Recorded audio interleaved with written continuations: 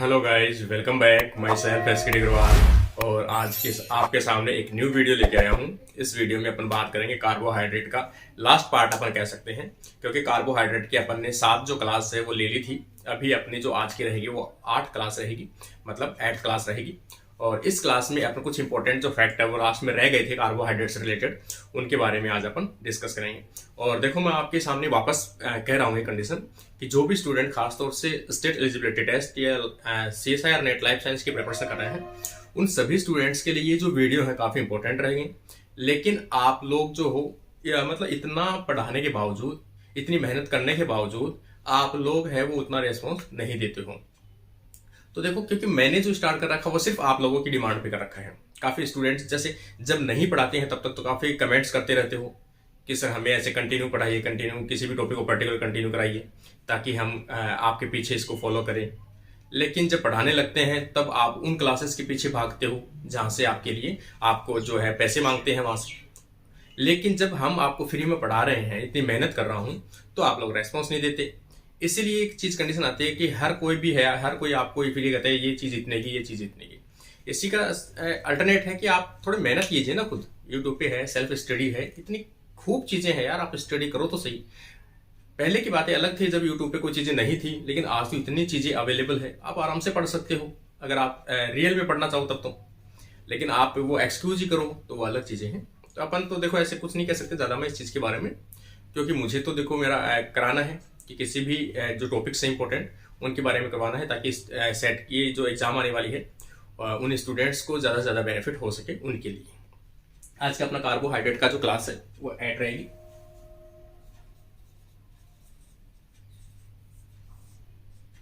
ठीक है, इसमें अपन आज का जो टॉपिक है वो रहेगा अपना प्रोटियोग्लाइकेंस।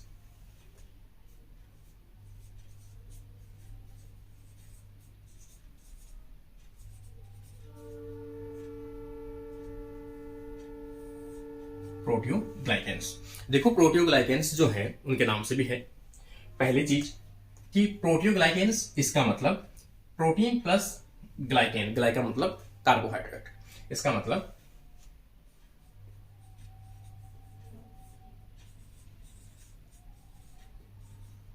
ऐसे प्रोटीन जो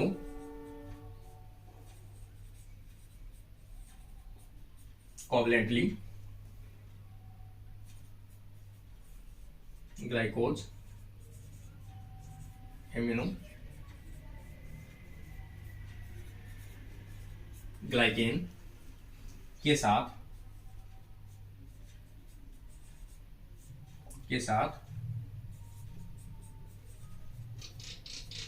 अटैच्ड होते हो। ठीक है, कोई भी ऐसी प्रोटीन जो कोवलेंटली ग्लाइकोज एमिनोग्लाइकेन के साथ में अटैच होते हो तो उसे अपन क्या कहते हैं, प्रोटियोग्लाइकेंस कहते हैं। ठीक है, दूसरी चीज इसमें देखो, मैंने बता दिया यहां पर क्या है, एक प्रोटीन पाई जाती है, इसमें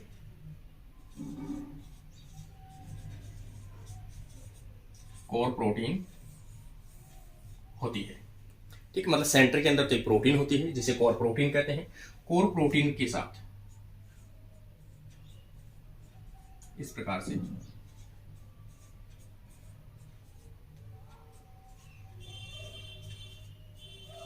कुछ शुगर के जो चेन है, पॉलीसेकेराइड के जो चेन है, ग्लाइकोज एमिनोग्लाइकेन के जो चेन है वो अटैच रहते हैं। तो यहां पर ये सब क्या है, GAG, ये सब क्या है, GAG होते हैं। ठीक है, दूसरी चीज अपन बात करते हैं कि अगर ये प्रोटीन है तो प्रोटीन का ये जो एमिनो एसिड है ये कौन सा होगा,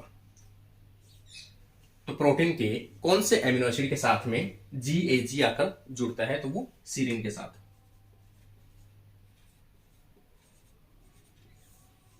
सीरीन एमिनो एसिड के साथ में कोई भी जो कोर प्रोटीन है उसके सीरीन एमिनो एसिड के साथ सीरीन एमिनो एसिड का एल्कोहल ग्रुप OH के साथ में GAG आकर क्या जुड़ते हैं, और ये जुड़ने के बाद में एक स्ट्रक्चर बनाते हैं। ये स्ट्रक्चर जो होती है उसे अपन क्या बोलते हैं, प्रोटियोग्लाइकेंस बोलते हैं। ठीक है, प्रोटियोग्लाइकेंस खास तौर से मैंने बताया आपको सेल सरफेस के ऊपर देखने को मिलती है, इस पर देखने को मिलती है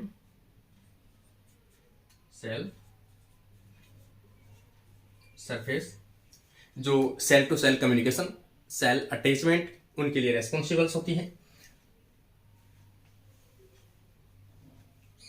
इसके कुछ एग्जाम्पल अपन देखें, जैसे स्मॉल इंटेस्टाइनल,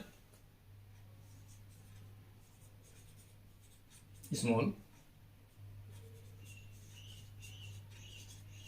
टाइनल प्रोटियोग्लाइकेंस।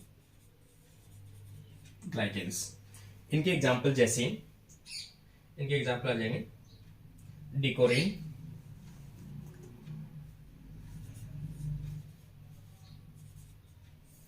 डिकोरिन कोमा, इसके अलावा बिग लाइकेन,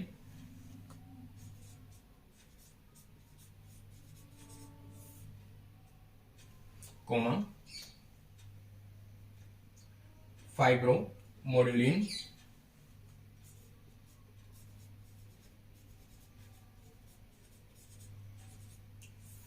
फाइब्रो मोड्यूलिन, इसके अलावा ल्यूमिकेन, ल्यूमिकेन। ये सभी एग्जाम्पल किसके आ जाएंगे? स्मॉल इंटेस्टाइनल प्रोटियोग्लाइकेंस के एग्जाम्पल हैं। ठीक है, इसके अलावा अगर कुछ एग्जाम्पल देखें अपन जो खास तौर से एग्रीकेन फैमिली के होते हैं। एग्रीकेन,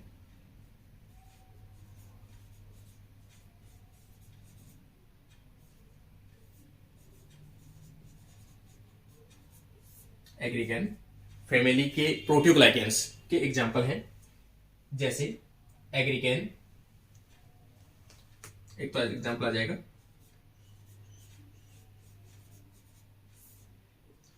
एग्रीकेन, दूसरा एग्जाम्पल आ जाएगा ब्रेविकेन,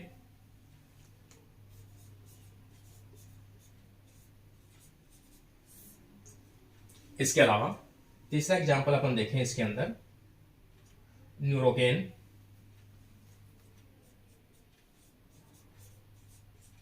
क्योंकि इसमें समझाने वाली चीज नहीं है, तो सिर्फ एग्जाम्पल्स हैं जो प्रोटियोग्लाइकेंस के हैं। कुछ एग्जाम्पल कभी एग्जाम में आपको मिल जाए, वर्सिकेन,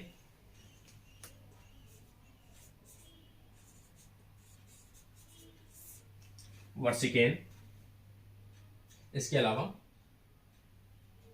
परलिकेन,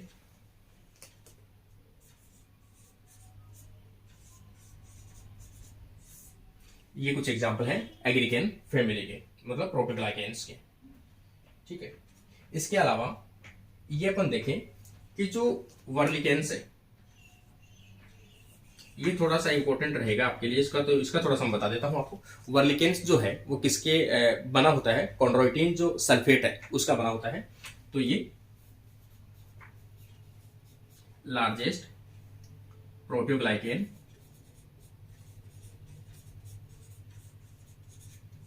largest proteoglycan of chondroitin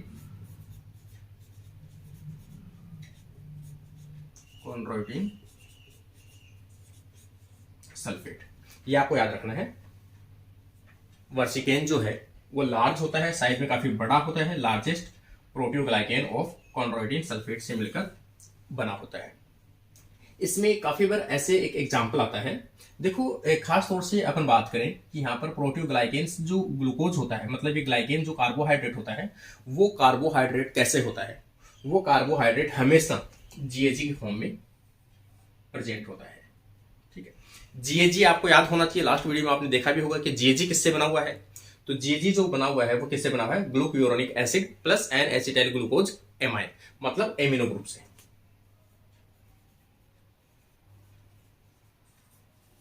amino sugar इसमें प्रेजेंट होना चाहिए। इसका मतलब कोई भी प्रोटीन के साथ अगर कार्बोहाइड्रेट जुड़ता है, जीएजी जुड़ता है, तो कैसा होना चाहिए?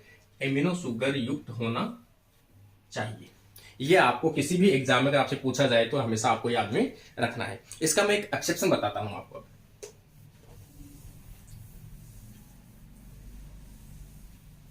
इसका एक एग्जाम्पल देखो आप, एक एग्जाम्पल पूछा जाता है कि मैंने आपको बता दिया ऐसे प्रोटीन जो कोवलेंटली जीएजी के साथ में अटैच होती हो, उसे अपन क्या कहते हैं? प्रोटियोग्लाइकेंस कहते हैं। इसका मतलब सभी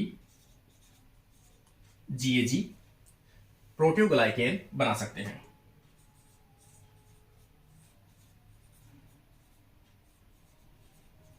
ग्लाइकेन्स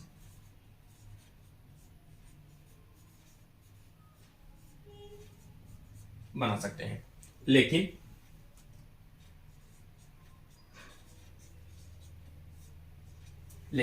एक्सेप्शन, एक इसमें एक्सेप्शन है जीएजी का, जैसे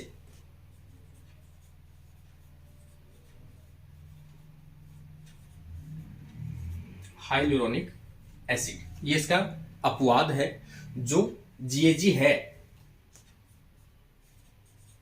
लेकिन प्रोटीओग्लाइकेन्स नहीं बनाता, सभी जीएजी प्रोटीओग्लाइकेन्स बना सकते हैं। एक्सेप्शन हाइलुरोनिक एसिड जो प्रोटीओग्लाइकेन्स नहीं बना सकता, एक याद रखना है आपको, नोट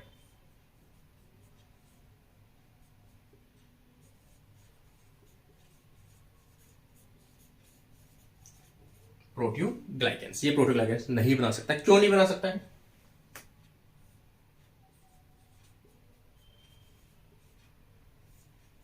क्योंकि हाइलुरोनिक जो एसिड है वो एक ऐसा जीएजी है जिसमें सल्फेट एब्सेंट होता है, क्योंकि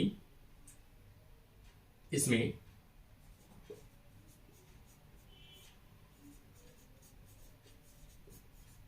सल्फेट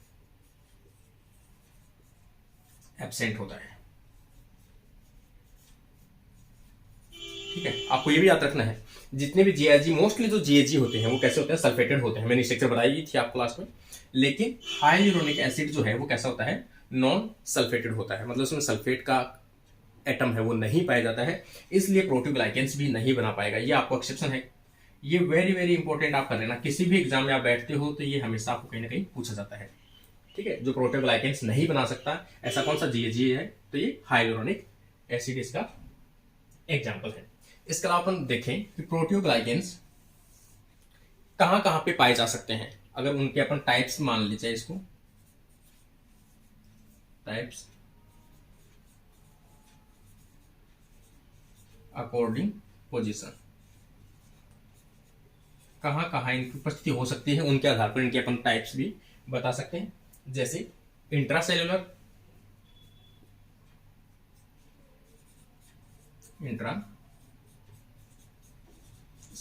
मतलब सेल के अंदर हो सकते हैं, या फिर सेल सरफेस,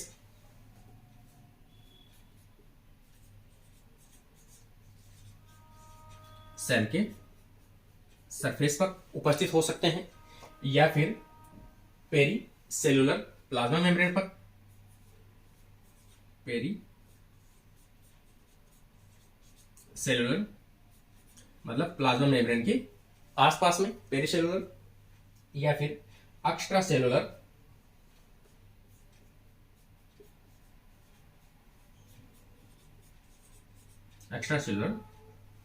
तो ये जो टाइप है ये किसके हैं? प्रोटीओग्लाइकेन्स के टाइप हैं कि उनकी उपस्थिति के आधार पर इंट्रासेलुलर हो सकते हैं, सेल सरफेस पर हो सकते हैं, पेरिफेरल हो सकते हैं, या एक्स्ट्रा सेलुलर, दो सेल्स के बीच के अंदर उनके एक्स्ट्रा जो मैट्रिक्स होता है उनके रूप में भी हो सकता है।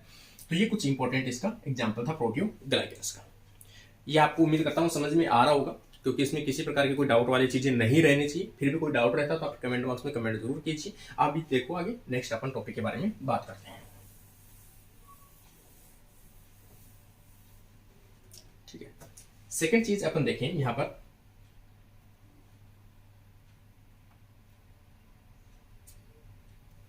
पेक्टिन।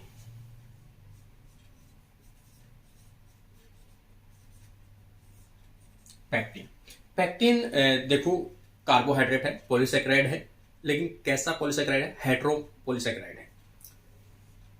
ये कैसा है? Hetero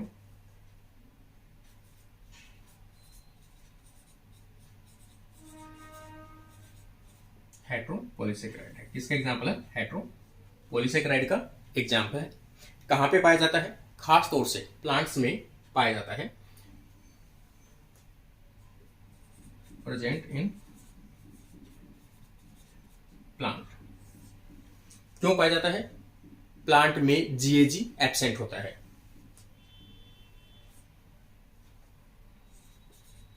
GAG absent in plants. तो प्लांट्स में GAG की जगह पर क्या पाया जाता है? पैक्टिन पाया जाता है। पैक्टिन खास तौर से सेल वॉल में मिडल लेमिला बनी होती है।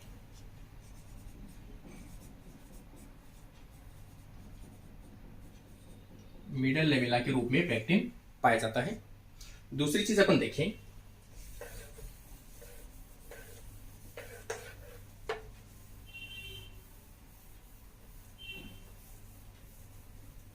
ठीक है, पैक्टिन जो है उसका किससे बना होता है? पहली चीज तो अपन देखें कंपोजिशन।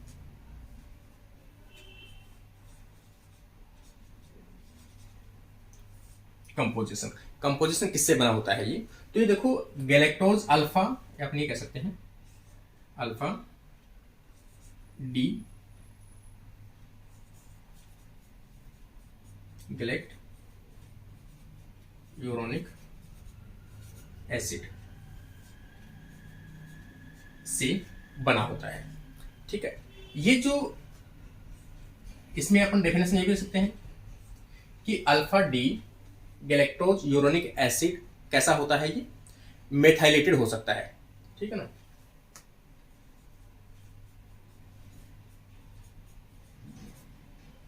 कैसे हो सकते हैं? मेथाइलेटेड होते हैं, इसके अलावा एसिटाइलेटेड होते हैं।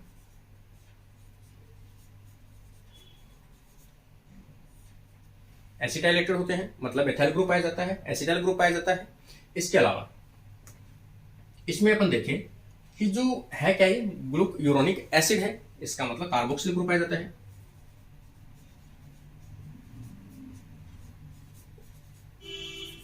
जिसके कारण से चार्ज कैसा होता है इसके ऊपर? नेगेटिव। तो ये अपन कह सकते हैं नेगेटिव चार्ज मॉलिक्यूल है।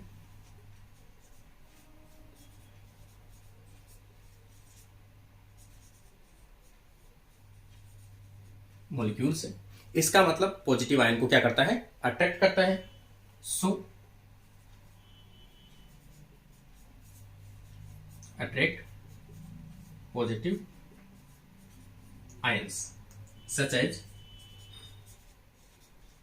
कौन से आयंस को अट्रैक्ट करेगा ये? पॉजिटिव आयंस को, जैसे कैल्शियम।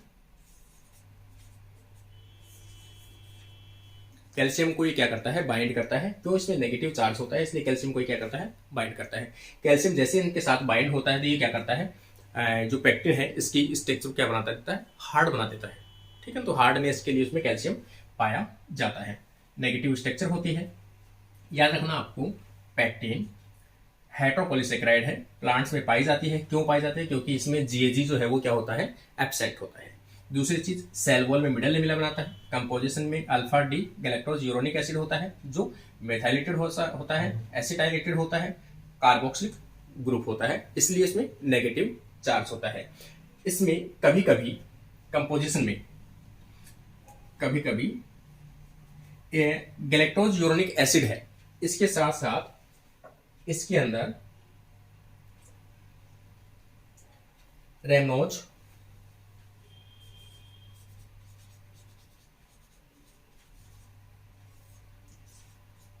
भी पाया जाता है। इसके अलावा कभी इसके अंदर डी जाइलोज भी पाया जाता है। डी जाइलोज पाया जाता है। इसके अलावा एपियोज पाया जाता है। डी एपियोज पाया जाता है। ये भी कभी कभी इसके अंदर कुछ जो कंटेंट है वो देखने को मिलते हैं। इसके अलावा अपन देखें कि ये जो स्ट्रक्चर है, मैंने आपको बता दिया, इसकी जो बेसिक स्ट्रक्चर है वो क्या है? Alpha D galacturonic acid. ठीक है, ये किससे आपस में जो जुड़ी होती है? Units linked by alpha 1,4 glycosidic bond. Alpha glycosidic bond से जुड़े होते हैं। एक स्ट्रक्चर से मैं आपको बता भी दूंगा कि कैसे ये आपस में जुड़े होते हैं। जैसे यहां पर एक स्ट्रक्चर अपन बना के देखते हैं, इसमें शायद हो सकता है आपको ये ना दिखे स्ट्रक्चर, लेकिन फिर भी चलो मैं बना देता हूं, यहाँ पर दिख जाएगी शायद आपको। ये स्ट्रक्चर अपन बनाए यहाँ पर,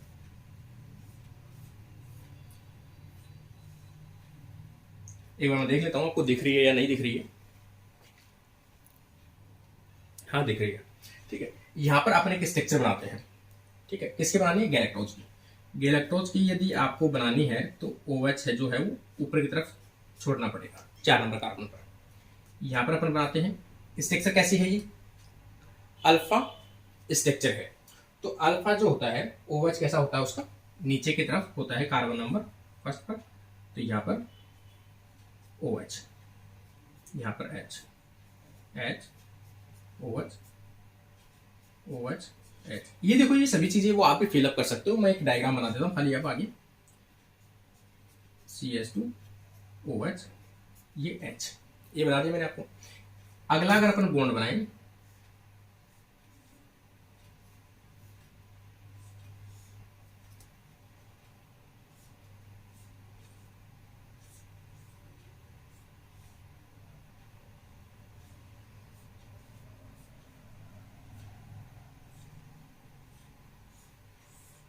ऐसे अगर अपन ने स्ट्रक्चर बना दी तो इनके बीच में आप बॉन्ड जब बनाओगे तो यहाँ पर जो OH है वो कैसा रहेगा? ऊपर की तरफ रहेगा हमेशा। तो जब इनमें बॉन्ड बनेगा तो कुछ इस प्रकार से बनेगा। क्यों? 4 नंबर का जो गैलेक्टोज है वो ऊपर की तरफ होता है, और यहाँ पर जो बॉन्ड है वो कौन सा बन जाएगा? अल्फा 1,4 ग्लाइकोसाइडिक बॉन्ड बनेगा। सेम इसी प्रकार से आप बना दोगे ये वाला स्ट्रक्चर।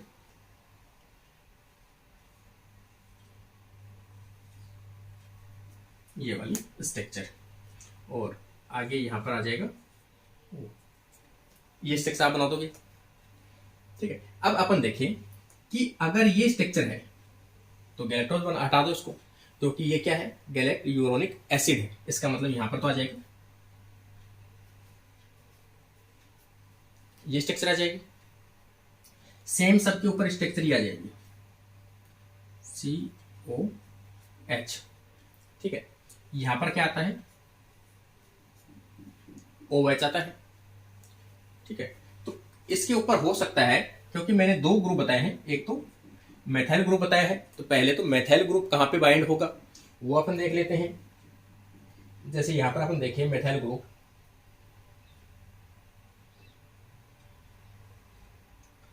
दो नंबर कार्बन पर अपन देखते हैं पहले। जैसे यहां पर अपन पहले इस पे देख लेते हैं COCH3,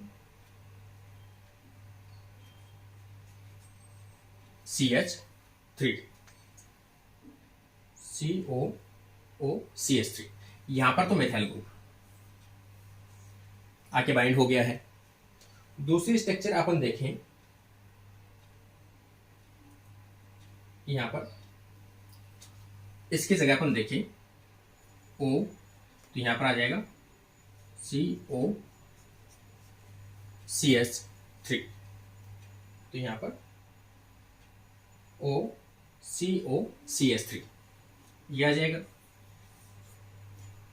यहां पर ये कौन सा आ जाएगा ग्रुप? इसका आ जाएगा एसिटाइलेटेड, ठीक है। एक ऊपर वाला जाएगा मेथाइलेटेड। इसी स्ट्रक्चर को अपन ऐसे भी बना सकते हैं, जैसे मान लो कि यहां पर मैं बना के दिखाऊंगा आपको। यहां पर पहले से क्या है? OH ग्रुप है। इस OH ग्रुप के साथ एसिटाइल ग्रुप आके बाइंड होता है, तो एसिटाइल ग्रुप ऐसे जुड़ेगा इसके साथ में, यहां आ गया।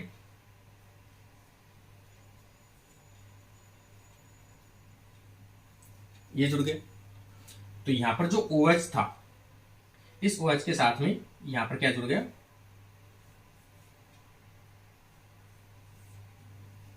Acetyl group. तो ये कैसा हो गया? एसिटाइलेटेड।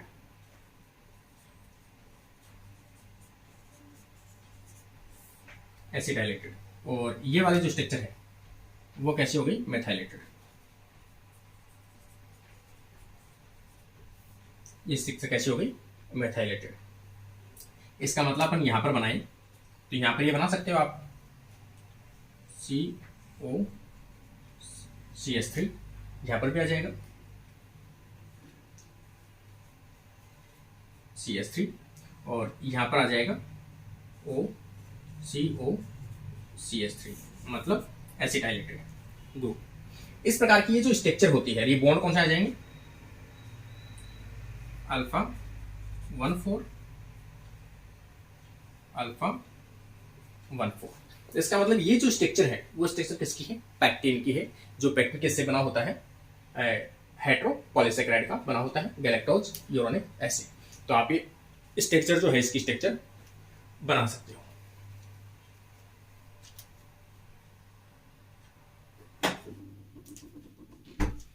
आगे अपन देखते हैं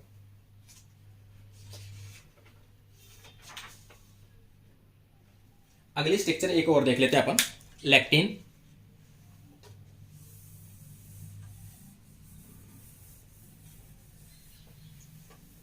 अगली स्ट्रक्चर आ जाएगी लैक्टिन।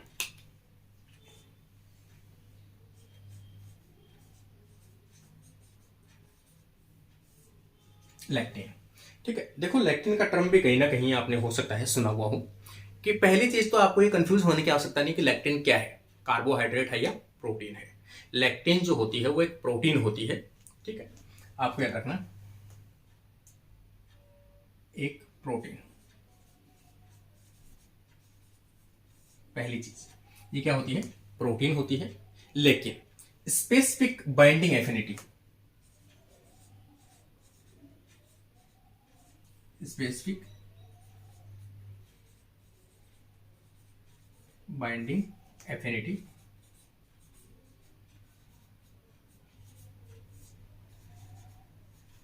विथ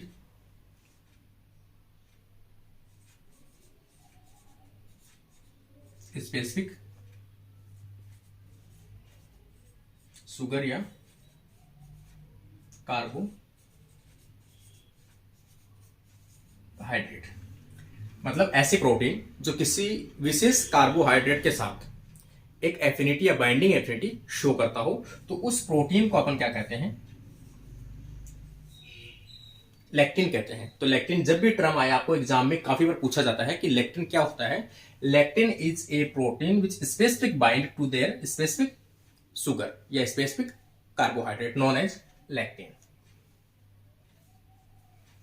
ठीक है। दूसरी चीज जो लेक्टिन अपन देखें, ये प्लांट सेल में, प्लांट सेल सरफेस पर प्रेजेंट होता है, ठीक है ना।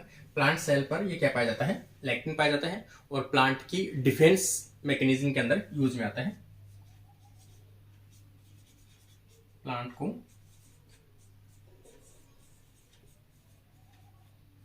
प्रोटेक्शन प्रोवाइड करवाता है, ठीक है। प्लांट को प्रोटेक्शन प्रोवाइड कराता है, क्यों, क्योंकि इसको कोई भी जब कंज्यूम करता है, इसको कोई खाता है, तो इसका डाइजेशन प्रॉपर रूप से नहीं हो पाता है, नॉट प्रॉपर डाइजेस्ट,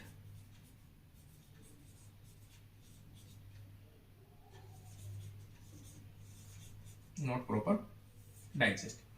इसलिए इसको खाने वाला जो भी कोई होता है उसको प्रॉपर रूप से डाइजेस्ट नहीं होने के कारण से इसको वो नहीं खाते हैं, ठीक है। इसलिए ये किस मैकेनिज्म काम आता है, प्लांट की डिफेंस मैकेनिज्म में भी ये काम आता है। शुगर स्पेसिफिक बाइंडिंग में बताया दिया आपको। इसके अलावा अपन देखें कि ये जो लेक्टिन है कुछ वायरस के अंदर भी पाई जाती है। वायरस भी क्या करते हैं, कुछ लेक्टिन को अपने अंदर रखते हैं। Lectin also present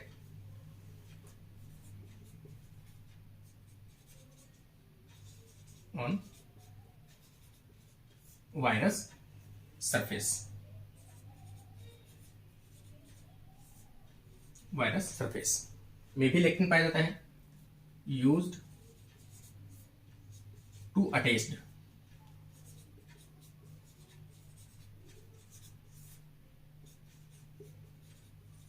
to their host cell surface.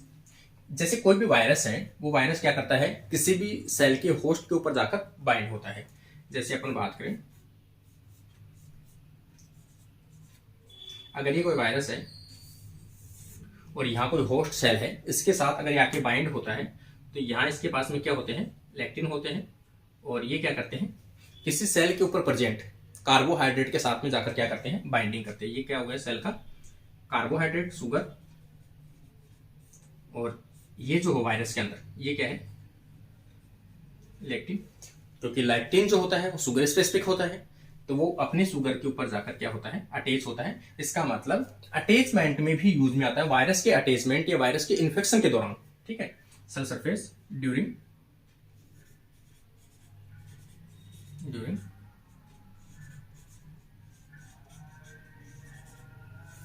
Infection के दौरान वायरस जो है वो भी लेक्टिन को है वो यूज में लेता है।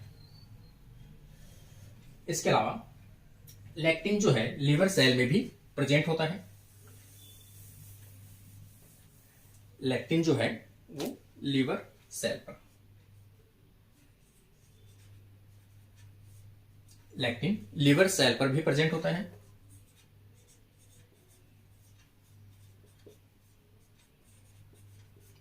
प्रेजेंट होता है जो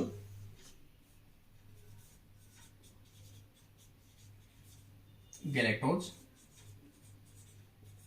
स्पेसिफिक होता है। गैलेक्टोज स्पेसिफिक होता है, उनके रिसेप्टर्स भी पाए जाते हैं। जो गैलेक्टोज के साथ में बाइंड होके आएगा कोई कार्बोहाइड्रेट, उसको ये क्या करता है, अंदर की तरफ ले लेता है, तो उसमें भी ये काम आता है। इसके अलावा इसके एफिनिटी के आधार पर अपन देखें कि ये 5 प्रकार के होते हैं।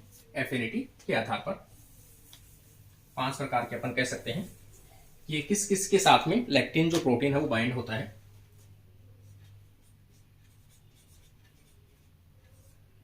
Types according to their target molecule, किसके द्वारा, टारगेट शुगर के आधार पर। जैसे अपन सबसे पहले देखें कि जो कार्बोहाइड्रेट है, मतलब लेक्टिन है, वो सबसे पहले किसके साथ बाइंड होता है, तो मेनोज।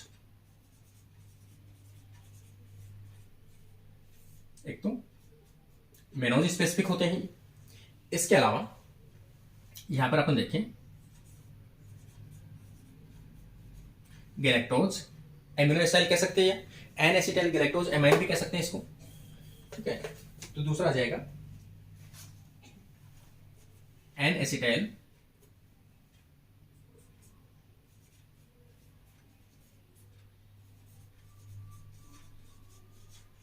गैलेक्टोज एमाइन या गैलेक्टोज, ये स्पेसिफिक भी होते हैं।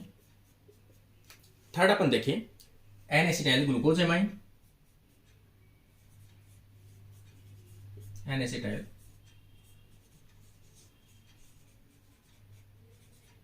Glucose amine. इसके अलावा अगला एग्जांपल अपन देखें तो एग्जांपल आ जाएगा फ्रूकोज।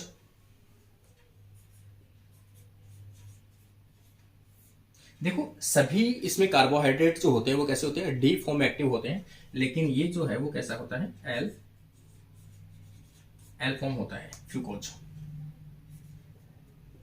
अगला एग्जांपल देखें जिसके साथ ये बाइंड होता है, तो ये N acetyl neuraminic acid, N acetyl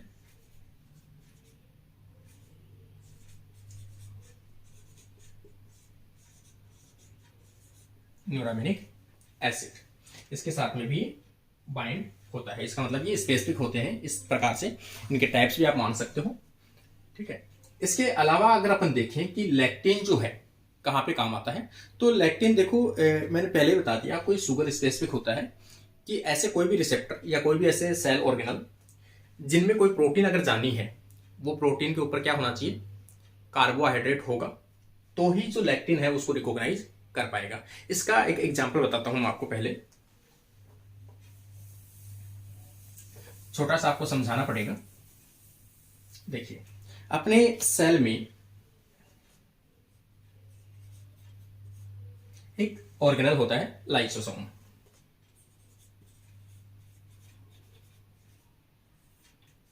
जिसका फंक्शन क्या है? हाइड्रोलाइसिस करना।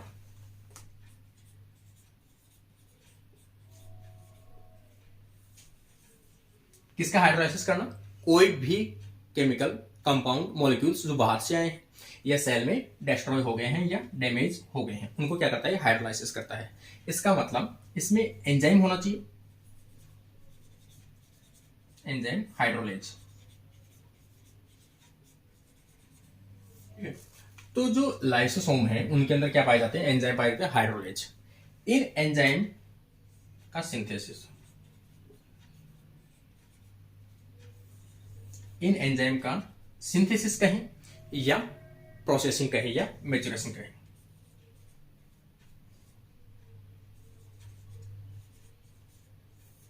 प्रोसेसिंग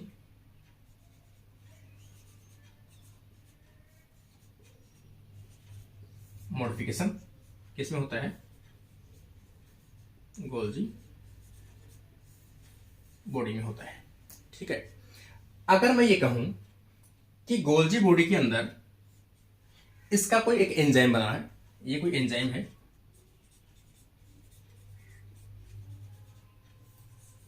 हाइड्रोलेज, इसका मॉडिफिकेशन होना है। मॉडिफिकेशन किसमें होना है? गोल्जी बॉडी में मॉडिफिकेशन होना है। गोल्जी बॉडी में यदि ये मॉडिफिकेशन करता है तो गोल्जी बॉडी में एक एंजाइम पाया जाता है जिसे अपन कह सकते हैं फॉस्फोट्रांसफरेजेज।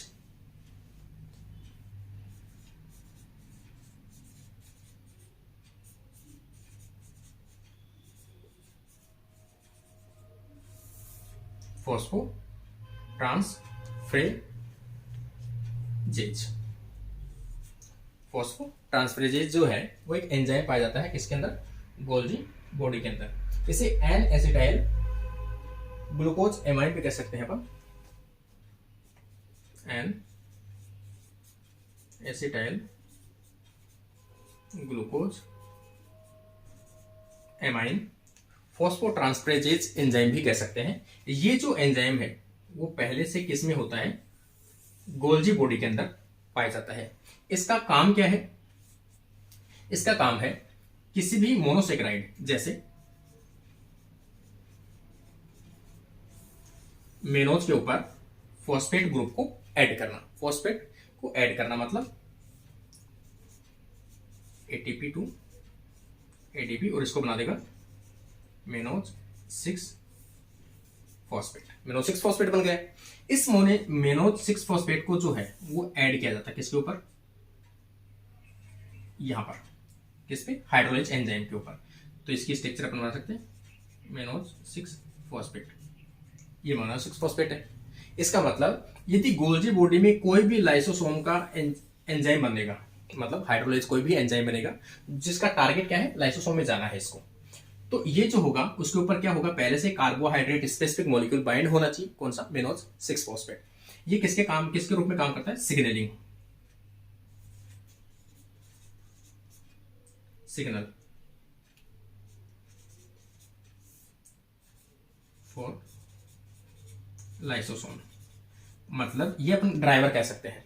जब तक ये प्रेजेंट है इसका मतलब वो लाइसोसोम में एंट्री ले सकता है। अगर ये प्रेजेंट नहीं है किसी भी हाइड्रोलेज एंजाइम के ऊपर, इसका मतलब वो लाइसोसोम में एंटर नहीं कर सकता। अब अपन बात करते हैं लाइसोसोम। ये लाइसोसोम है। लाइसोसोम के ऊपर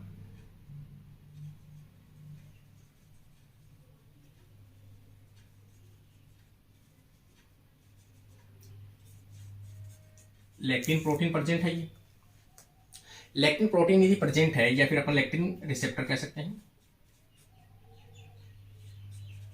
रिसेप्टर कह सकते हैं। इसके साथ कौन से सुगर बाइंड होते हैं? जिनके पास में पहले से मतलब मेनोज 6 फॉस्फेट होते हैं। क्योंकि लाइसोसोम जो होता है उनके ऊपर रिसेप्टर जो होते हैं मेनोज 6 फॉस्फेट स्पेसिफिक होते हैं।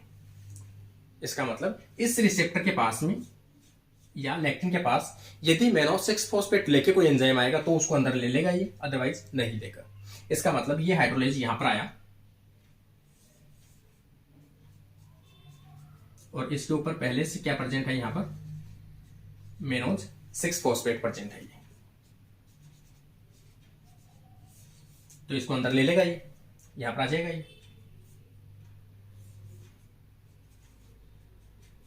और अपना फंक्शन करता रहेगा। फंक्शन क्या है, हाइड्रोलाइसिस। इसका फंक्शन क्या है, हाइड्रोलाइसिस करना। अगर मैं आपको ये कहूं कि ये एंजाइम एब्सेंट हो,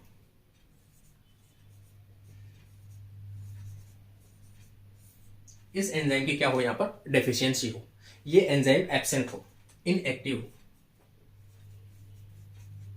अपना प्रॉपर रूप से वर्क नहीं कर पाता है, तो अगर ये प्रॉपर वर्क नहीं करेगा तो यहां पर ये मेनो 6 फॉस्फेट नहीं बनेगा। मेनो 6 फॉस्फेट नहीं बनेगा तो इसके ऊपर बाइंड नहीं होगा, तो इसका मतलब हाइड्रोलाइज एंजाइम इसके अंदर एंटर नहीं कर सकता। एंजाइम इसके अंदर एंटर नहीं करेगा तो लाइसोसोम जो है वो कोई भी मॉलिक्यूल्स है जो सेल के काम के नहीं है, उनको ये हाइड्रोलाइसिस नहीं कर पाएगा, जिसके कारण से लाइसोसोम में जो बायोमोलिक्यूल्स है उनका क्या होने लगेगा, स्टोरेज होने लगेगा। तो ये स्टोरेज ऑफ मॉलिक्यूल क्या हो जाएंगे, बढ़ जाएगा। मॉलिक्यूल्स धीरे धीरे धीरे धीरे कार्बोहाइड्रेट इसमें बढ़ने लगेंगे, और बढ़ने लगेंगे तो उसके कारण से एक डिजीज होगी, जैसे आई सेल डिजीज कहते हैं। ठीक है, क्या कहते हैं, आई सेल डिजीज के नाम से जानते हैं। आई सेल डिजीज किससे रिलेटेड है, लाइसोसोम स्टोरेज डिजीज। किससे रिलेटेड है ये, lysosomal storage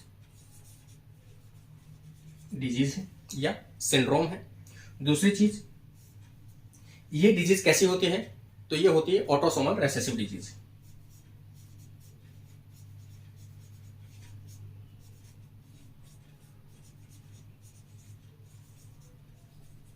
autosomal recessive disease होती है। इसके अलावा ये डिजीज किसके कारण से होती है, तो डेफिशिएंसी ऑफ, किसकी deficiency of, N acetyl glucose amine फॉस्फोट्रांसफरेजेज।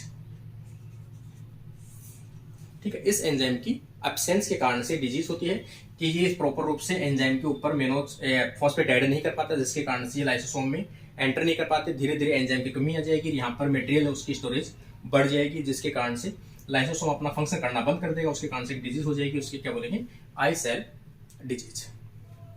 ये देखो एक सिंपल सी जो चीजें हैं वो मैंने आपके साथ में शेयर की है।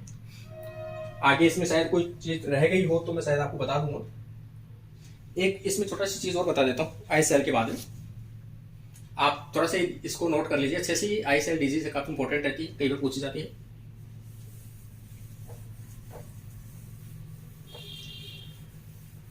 ये जो लैक्टिन है बैक्टीरियल सेल वॉल पर भी पाई जाती है।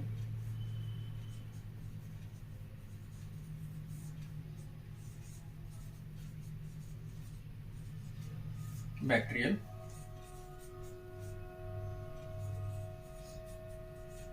सेल, बैक्टीरियल सेल वॉल के ऊपर अगर उपस्थित है ये, ठीक है, ये कोई बैक्टीरियल सेल है, यहां पर ये क्या है, लेक्टिन है, तो सीधी सी बात है ये होस्ट स्पेसिफिक होगी, इसका मतलब होस्ट के साथ ही बाइंड होगी।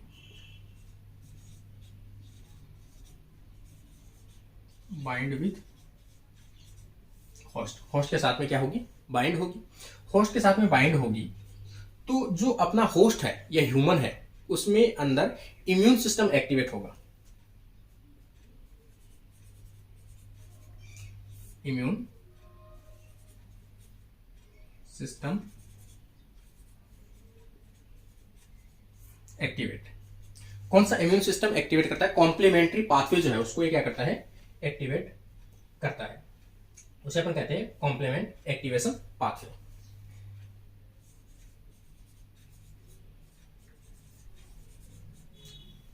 Complement activation pathway.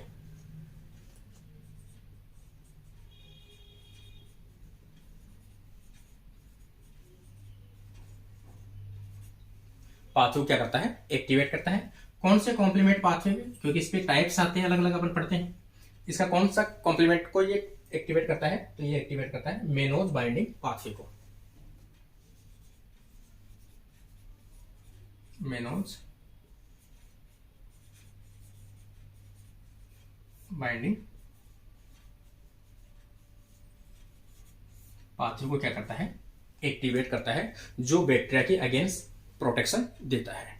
तो ये थोड़ा सा इसका एग्जांपल है कि लैक्टिन जो है वो मेनोज बाइंडिंग पाथवे को एक्टिवेट करता है। ये किसका एग्जांपल है, कॉम्प्लीमेंट्री एक्टिवेशन पाथवे है, जो अपन कभी इम्यूनोलॉजी के अंदर वापस इसमें देखेंगे अपन। ठीक है, तो ये सभी चीजें जो थी, इसका एक एग्जांपल मैं थोड़ा सा और आपको बता देता हूं। ये तो मेनोज का तो चलो अपन खत्म करते हैं।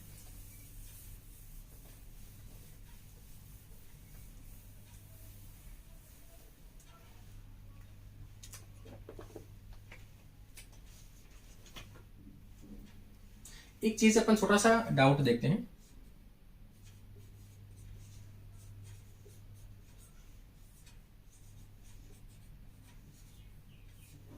ऑप्टिकली एक्टिव, ठीक है, मतलब कोई भी बायोमोलिक्यूल्स जो है, ठीक है, अपन पहली बात तो केमिस्ट्री या बायोकेमिस्ट्री में इस टॉपिक को पढ़ते हैं। ठीक है, ऑप्टिकली एक्टिव का मतलब कोई भी बायोमोलिक्यूल्स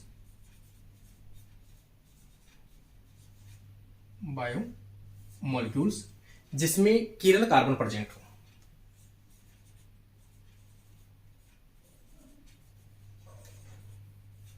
किरल कार्बन क्या हो, प्रेजेंट हो, किरल कार्बन प्रेजेंट हो, उसके ऊपर उपस्थित H या OH ग्रुप क्या कर सकते हैं, रोटेट कर सकते हैं। इसका मतलब अगर किसी सॉल्यूशन या किसी मिक्सचर से इन शुगर को डालकर लाइट डाली जाए, मोनोक्रोमेटिक लाइट है, अगर वो डाली जाए तो किरल कार्बन पर उपस्थित H या OH क्या करते हैं, अपनी पोजीशन को रोटेट करते हैं। ठीक है, उसी रोटेशन के कारण से अपन उसे क्या कहते हैं कि ये ऑप्टिकली एक्टिव है। अगर वो रोटेशन शो करते हैं तो ऑप्टिकली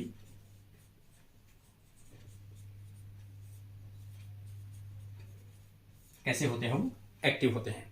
यहां पर एक एग्जांपल भी लिख सकते हैं अपन, all monosaccharides are optically active. All monosaccharides are optically active. Exception में अपन देखें तो डाईहाइड्रोक्सी एसीटोन, डाईहाइड्रोक्सी एसीटोन जो कितना है, 3 कार्बन का एक मॉलिक्यूल है डाईहाइड्रोक्सी एसीटोन, जो क्या है, ऑप्टिकली इनएक्टिव होता है। ऑप्टिकली इनएक्टिव होता है, क्यों होता है, क्योंकि इनके अंदर किरल कार्बन जो है वो एब्सेंट होता है, लाइक एज CS2OH, CS2OH। तो ये क्या होता है, इसमें किरल कार्बन एब्सेंट है, इसके कारण से रोटेशन शो नहीं करते हैं। तो ये इसका एग्जांपल है। यहाँ पर ऑप्टिकली एक्टिव और इनएक्टिव के अकॉर्डिंग अपन देखें, इनका जो रोटेशन होता है, 2 प्रकार से इसका रोटेशन होता है, डेक्स्ट्रो रोटेटरी,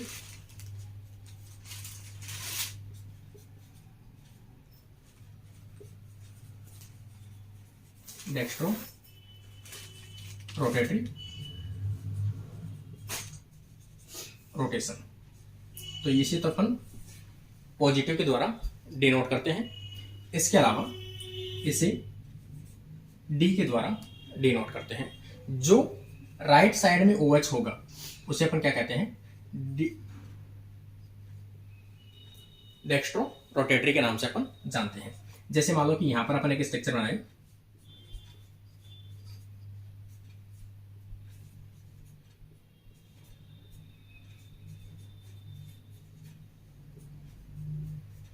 यहां पर ये क्या है, O साइड में है, इसका मतलब ये राइट साइड में है, तो यहां पर ये कैसे आ जाएगी, डी ग्लिसरॉल्डिहाइड। तो ये डी स्ट्रक्चर है इसकी, या इसे अपन पॉजिटिव स्ट्रक्चर भी कहते हैं। सेकंड जो स्ट्रक्चर है इसकी लेवो रोटेटरी,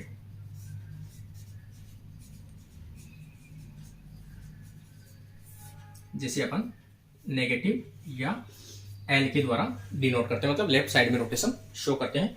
तो जो डेक्स्ट्रो रोटेटरी है उसी की जस्ट ऑपोजिट या फिर अपन कहें मिरर इमेज क्या होती है, लीवो रोटेटरी होती है।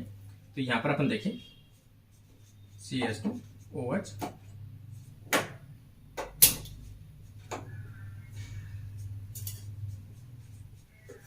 ये इसकी क्या है, मिरर इमेज है, ये मिरर इमेज है। और यहां पर आ जाएगी इसकी एल फॉर्म या नेगेटिव फॉर्म ग्लिसरॉल्डिहाइड की। ठीक है, तो ये तो दो प्रकार के इसके रोटेशन है, डेक्स्ट्रो रोटेटरी और लीवो रोटेटरी। ठीक है, अब अपन इसे कैलकुलेट कैसे करते हैं, एक फॉर्मूला इसका कैलकुलेशन के लिए, इसका फॉर्मूला होता है रोटेटरी के लिए। ठीक है, इसका अपन फॉर्मूला अपन देखें, अल्फा अपॉन CL, ये इसका एक फॉर्मूला होता है। ये जो अल्फा है, या फिर अपन इसे ब्लैक से लिख सकते हैं, यहाँ पर आप ऐसे लिख सकते हैं। तो ये जो अल्फा है वो आ जाएगा स्पेसिफिक रोटेशन,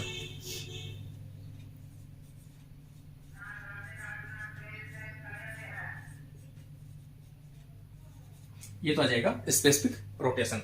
यहां पर आ जाएगा T और यहां पर आ जाएगा D। टेम्परेचर 25 डिग्री होना चाहिए। ठीक है, इसके अलावा यहां पर अपन देखें नॉर्मल जो अल्फा है वो है रोटेशन जो ऑब्जर्व आपने किया है, तो इसका मतलब observe optical rotation, observe optical rotation. इसके अलावा C जो है वो क्या आ जाएगी, आपकी कंसंट्रेशन आ जाएगी किसकी, जिसकी आप रोटेशन चेक करना चाहते हो, कोई भी सोल्यूट है उसकी कंसंट्रेशन, ये आ जाएगी कंसंट्रेशन। कंसंट्रेशन की जो यूनिट होती है वो DM होती है, DM इक्वल टू 10, यहां पर अपन देख सकते हैं इसकी,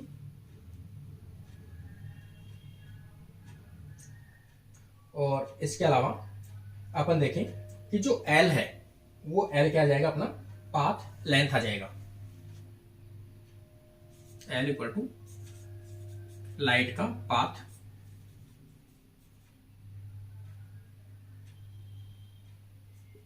लेंथ, ये इसकी पाथ लेंथ आ जाएगी। इस फॉर्मूले के आधार पर भी आप इसकी जो ऑप्टिकली रोटेशन है उसको आप चेक कर सकते हो। यहाँ पर टेम्परेचर जो है उसको 25 डिग्री लिया गया है, 25 डिग्री। अल्फा आ जाएगा आपका observed optically rotation, concentration DM equal to 10 centimetre, और यहाँ पर पाथ इसकी लेंथ आ जाएगी। तो इस आधार पर भी आप कंसंट्रेशन जो है वो कंसंट्रेशन ग्राम पर ml में लेते हो। कंसंट्रेशन जो है वो कैसे आ जाएगी इसकी, ग्राम पर ml, और लाइट की जो है DM इक्वल टू 10 सेंटीमीटर। जो पाथ लेंथ है उसकी जो यूनिट होती है वो DM होती है, तो यहाँ पर आ जाएगी 10 सेंटीमीटर। तो ये एक स्पेसिफिक इसके लिए रोटेशन के लिए चेक किया जाता है कि इसमें ऑप्टिकली एक्टिव है या ऑप्टिकली इन एक्टिव है। एक इसमें मिक्सचर होता है रेसिमिक,